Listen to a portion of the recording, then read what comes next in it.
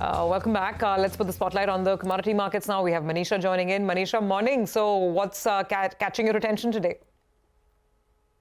Well, I'm looking at the gold prices right now because we are trading very close to those all-time highs yet again that we hit in the month of March at $3,057 to $7 an ounce. So holding around that $3,020 to $3,040 in the last couple of sessions now.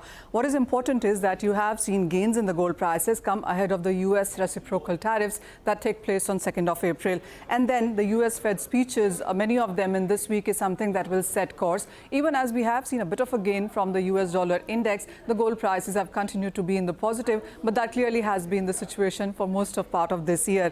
Interestingly, you have various reports now suggesting that the gold prices can go much higher from where we stand right now. The latest has been from Citi. We spoke to them on the channel yesterday, and they say that their base case scenario for gold is $3,200 an ounce in the next couple of months. And if there are more tariffs and the global economic slowdown concerns go higher, then $3,500 an ounce on the higher side is what they're anticipating. Bank of America also came with a report yesterday.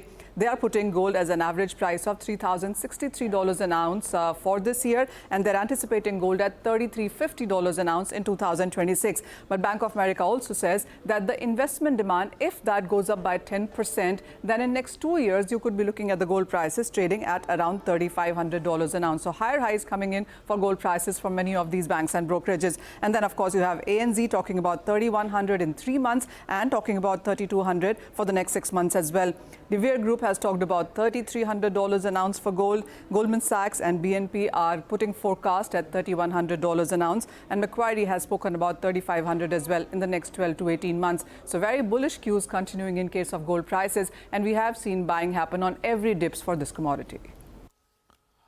All right. Thank you very much, Manisha, for that. We'll take a quick commercial break here. We're going to come back. It's our special Indianomics segment, Latha in conversation with Adesh Srivastava of Global Trade Research Initiative.